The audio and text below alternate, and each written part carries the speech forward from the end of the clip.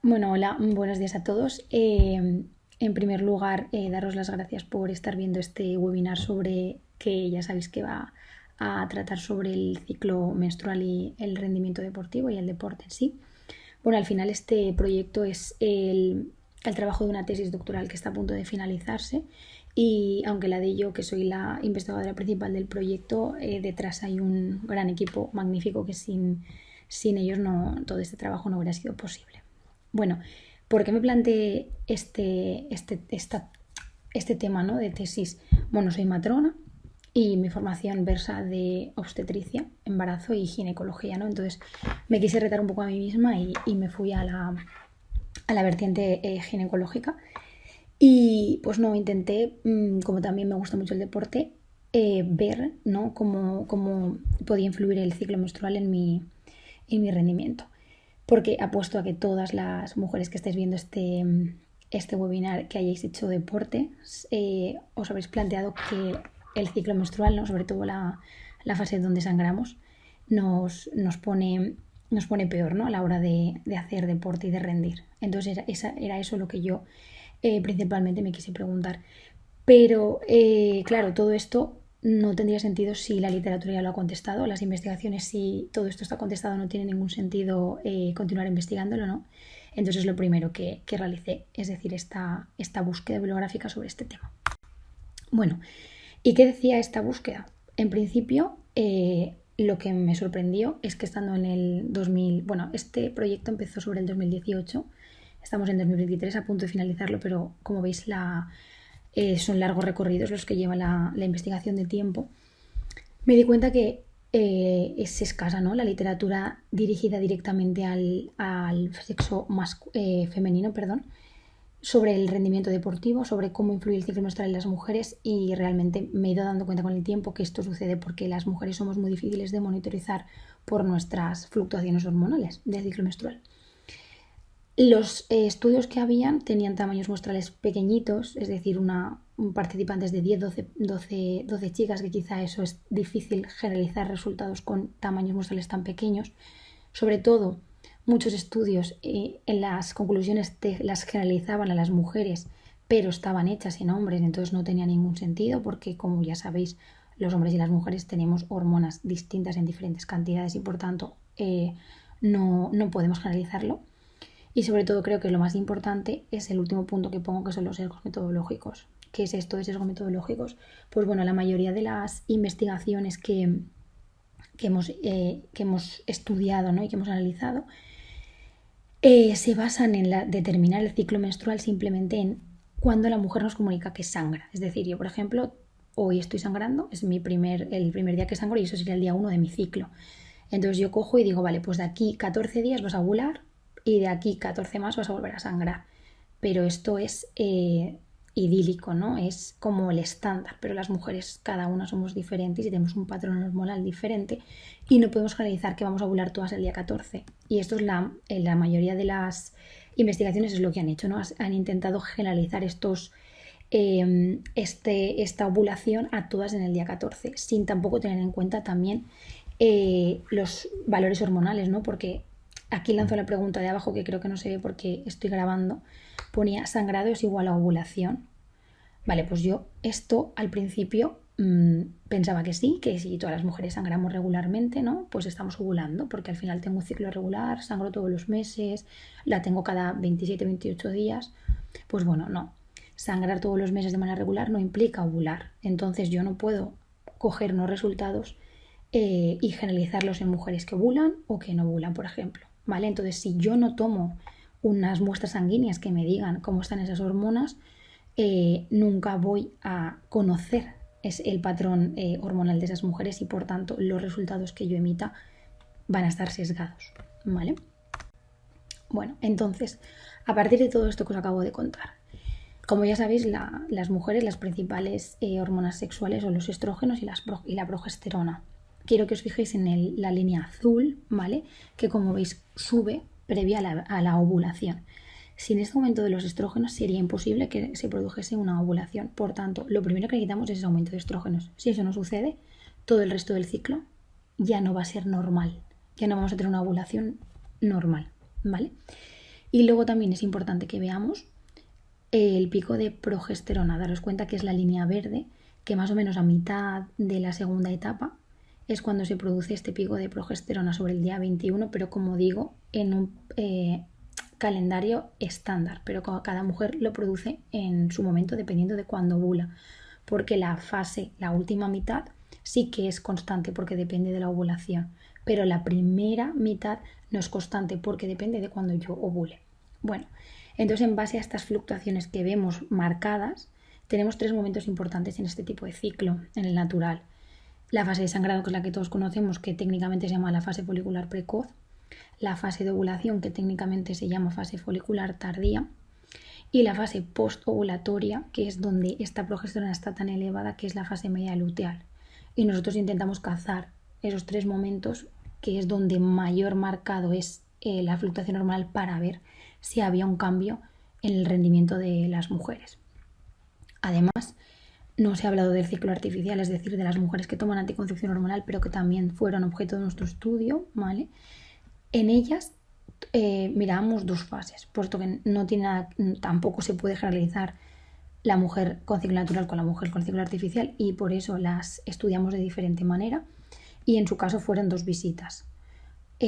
Tuvimos en cuenta la fase inactiva de anticoncepción hormonal, que no es más que cuando por ejemplo, nos damos el placebo o nos quitamos el anillo, que son esos 7 días, pues miramos el final de esos 7 días, que es cuando nuestras propias hormonas endógenas son más altas, porque al quitar el anticonceptivo yo dejo que mis hormonas naturales suban, ¿vale? Entonces ese es el momento 1 que miramos, y luego miramos la fase activa en su momento más alto, que es sobre el día 21, es decir, en la última pastilla o el último día en el que me retiro el anillo, que es donde el estrógeno y la progesterona sintéticas, es decir, exógenas, no naturales, son más elevados. Y también hicimos la comparativa de estos 2 momentos en este tipo de mujeres. Bueno, importante, para evitar los sesgos metodológicos que os he comentado al inicio, que hacía la mayoría de investigaciones, teníamos que tener en cuenta diversas cosas. En primer lugar, el calendario, por supuesto. Es importante que la mujer nos diga, mira, hoy he sangrado, porque ese es el día 1 y es nuestro punto de partida. Luego, aparte, para ver cuándo habían ovulado, les dábamos tiras de ovulación, que las tenían que comenzar desde el día 8 del ciclo, es decir, desde el día 8 que había sangrado, ¿vale? Antes no, porque no tiene ningún sentido. Ninguna mujer va a ovular en el día 6 o 7, es decir, aún está sangrando, ¿vale? Pero para que no se nos escapara, en el día 8 ya empezaron a hacerse las tiras. Y luego, además, en cada una de las visitas siempre sacábamos sangre para determinar las hormonas, es decir, estrógenos y progesterona, además de FSH y LH. Vale, entonces, cosas importantes de aquí. Importante, por ejemplo, las hormonas. Nosotros al principio no teníamos los resultados de las hormonas, por tanto, tuvimos que comprobar posteriormente que esas mujeres cumplían los requisitos de mujeres eumenorreicas, es decir, de mujeres con ciclos naturales regulares y que ovularan. ¿De acuerdo? Hasta que no vimos, sobre todo importante en el tercer análisis, que era cuando subía la progesterona, que esos niveles se alcanzaban, no pudimos meter a las mujeres en el grupo de ciclo menstrual, si nos excluían. Vale, y luego la ovulación, porque pongo ese interrogante, porque muchas de ellas hacían las tiras de ovulación y daban negativas, entonces las teníamos que dejar para el siguiente ciclo por si así daban positivo. Nuestra sorpresa fue que quizá al siguiente ciclo sí que daban o al siguiente ciclo no daban, y les realizamos igualmente la analítica sobre el día 21, ¿vale? Para ver ese pico, y sí que se producía esa ovulación.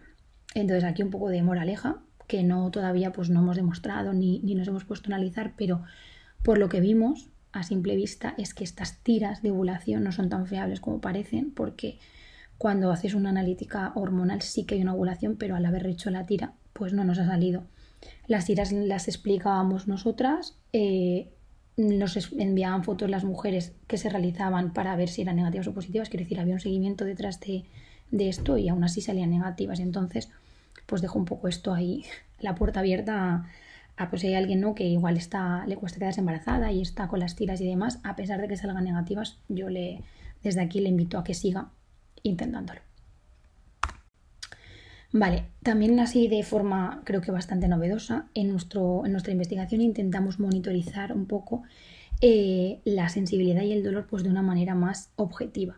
Lo que habíamos visto en los estudios es que monitorizaban este dolor o esta sensibilidad con escalas o cuestionarios. Te sientes hinchada, sientes más dolor con la menstruación, te sientes más deprimida, ¿vale? Algo más psicológico. Pero nosotros queríamos llegar a algo más. Queríamos que de manera objetiva pudiésemos ver si esa mujer estaba más sensible o notaba más dolor. Entonces, a través del aparato que veis en la foto, realizamos unas descargas eléctricas con un sensor que se ponía en la muñeca, con un brazalete. Íbamos subiendo poco a poco y cuando la mujer empezaba a notar cualquier estímulo, por diminuto que fuera, ¿vale? Por pequeño que fuera, eso era el umbral de sensibilidad. Continuábamos subiendo y cuando la mujer notaba una sensación dolorosa, era el umbral doloroso y ahí se paraba en la prueba. Y esto se realizó tanto en un grupo como en otro, en 3 veces en las mujeres con ciclo natural y 2 veces en las mujeres con ciclo artificial. Bueno, además, por supuesto, ¿cómo medíamos la condición física de las mujeres? Pues se midió la condición física con la capacidad aeróbica, con la fuerza y con la flexibilidad.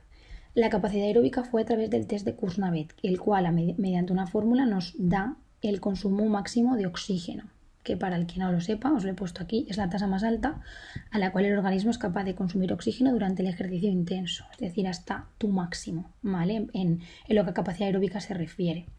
Eso para ver la capacidad aeróbica. Luego la fuerza, hicimos tanto parte superior con un dinamómetro para medir la fuerza de agarre y luego hicimos varios saltos en una plataforma de contacto que es la que tenéis en la foto de vuestra izquierda, que lo que hacíamos era hacer diferentes saltos en los que se medía el tiempo de vuelo, es decir, el tiempo en el que la mujer estaba fuera de la plataforma de saltos, se traducía en centímetros y era lo que nos daba el software.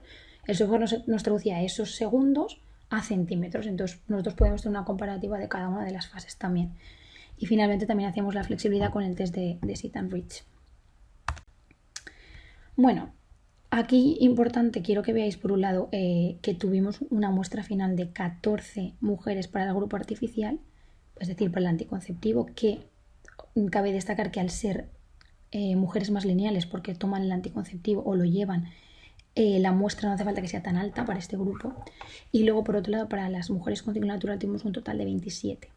Vale, abajo si os dais cuenta pone excluidas del análisis n igual a 7. ¿Por qué? Porque 7 de estas 27 mujeres no llegaron a los límites de progesterona establecidos para una ovulación. Por tanto, si no hubiéramos hecho estos análisis hormonales previos y posteriormente los hubiéramos analizado, seguramente hubiéramos generalizado resultados entre las mujeres que ovulan y las que no.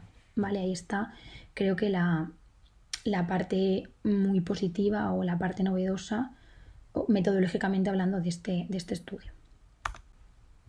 Bueno, y ahora pasamos a los resultados, que creo que es lo que más os interesa a todos los que estéis conectados en este webinar o viendo este webinar. Vale, las franjas verdes siempre vamos a hablar de las mujeres con ciclo natural y las franjas naranjas siempre vamos a hablar de las mujeres con ciclo artificial. En este caso, importante, lo amarillo lo he resaltado para que veáis qué es lo que nos dieron, según la estadística, diferencias significativas entre fase y fase. Hemos hablado todo el rato de 3 fases en este grupo, ¿vale? Fase 1 sangrado, fase 2 ovulación y fase 3 postovulación. Vale, pues daros cuenta que, por ejemplo, los metros recorridos en la prueba del test de Kuznets, que es, para que al que no lo sepas, es la prueba de los pitidos, ¿vale? De 20 metros.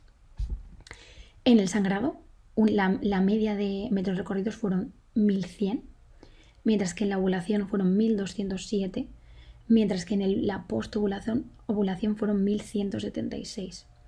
Esto hace que se traduzca en un decremento para el consumo máximo de oxígeno en la fase de sangrado de 41,75 versus 43,85 para la ovulación y 43,25 para la postovulación. Daros cuenta que la diferencia es bastante grande porque es la misma persona. O sea, esas medias bajan en la misma persona estos puntos, ¿vale? O sea, que es algo bastante reseñable. Significativamente valores muy elevados aquí, ¿vale?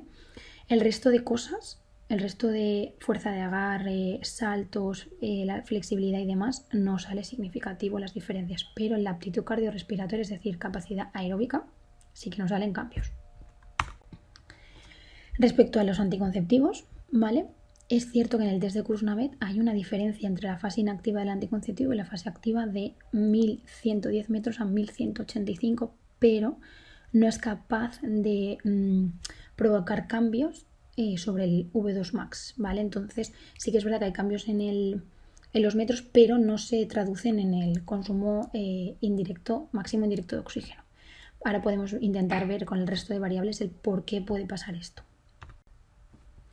Respecto al dolor y a la sensibilidad en el grupo natural, que es el verde, vemos que tanto la sensibilidad como el dolor son los umbrales son menores en la fase de sangrado. Fijaros, en el umbral sensitivo pasamos de sentirnos sensibles en el 0,64 a en la ovulación a 0,76 y en la postovulación a 0,75. Mientras que el dolor pasamos de sentir dolor en el 1,34, en el sin pulso, a 1,69 y 1,59. O sea, tenemos una tolerancia, por decirlo así, menor al dolor en la fase de sangrado. Algo que también puede ser que influya, ¿no?, este sentir más dolor a hacernos conseguir menos consumo de oxígeno máximo. Si os fijáis abajo, esto sucede en el ciclo artificial, algo que también nos podría hacer pensar que existen diferencias muy importantes, ¿no?, entre ciclos. Vale, y luego esto también nos pareció súper curioso cuando lo vimos. El peso, que es algo que todas las mujeres esperamos, es mayor en la fase de sangrado, ¿vale? Es algo que todas nos sentimos hinchadas, o la mayoría. Daros cuenta que la media de peso en la fase de sangrado del ciclo natural son 63,23 kilos versus 62,64 en la ovulación y 62,48 en la postovulación. Pero todas creo que esperábamos que se debiera al agua, a la retención hídrica, y si os dais cuenta los litros de agua se mantienen constantes, más o menos 36,50, 36,39, 36,42, por tanto no es por el agua, sino que es por el porcentaje de grasa corporal que aumenta significativamente en la fase 1, es decir, en la fase de sangrado, 20,61 versus 20,18 versus 19,85, que ya sabéis que esto para el porcentaje de grasa, esta pequeña diferencia es muy grande, porque el porcentaje de grasa no es tan grande en el cuerpo, ¿no? Y obviamente el IMC, al cambiar el peso, ¿no?, va a cambiar también la grasa. El IMC va a cambiar con el peso. Por tanto, este cambio de peso se asocia a la grasa y también puede ser el culpable de que tengamos un menor consumo máximo de oxígeno en la fase de sangrado. Pero también sucede en el ciclo artificial. Hay una mayor masa corporal en la fase inactiva y también se debe al porcentaje de grasa corporal mayor en esta fase respecto a la activa. Y esto es lo que puede hacer de manera más aislada, que sea una variable que influya también sobre esos metros en la Kuznets, pero como solo es una variable y por ejemplo la del dolor no se ha encontrado diferencias en este grupo, es posible que esto ayude a que el V2 max de estas mujeres del ciclo artificial se mantenga más constante, ¿no?, que en el ciclo natural.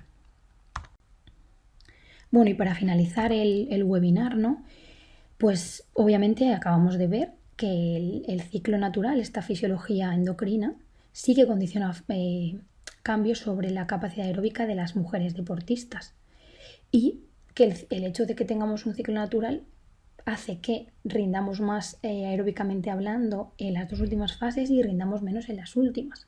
Pero también es cierto que el hecho de tener un ciclo artificial, sí que es verdad que el V2 max se mantiene constante, pero en primer lugar no te beneficias de esto, no te beneficias de este aumento, ¿no?, en las dos últimas fases, y además se ha visto, porque hemos estado investigando muchos artículos, que por ejemplo nosotros no hemos monitorizado el V2 max a largo plazo, sino a corto plazo, no en un ciclo.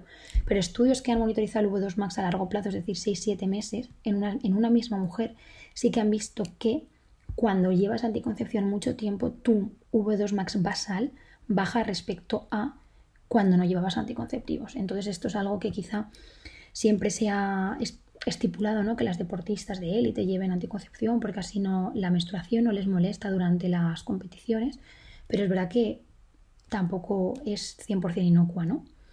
Entonces, bueno, pues desde aquí recomendamos a a los entrenadores que puede ser que nos estén viendo que quizá sea conveniente adaptar, ¿no?, los entrenamientos y las competiciones al ciclo menstrual de las mujeres deportistas. Y nada, cualquier cosa, aquí os dejo el Instagram del estudio por si queréis hacerme cualquier pregunta, cualquier sugerencia, cualquier consulta. Estaré encantada de atenderos y de veros por allí. Un abrazo.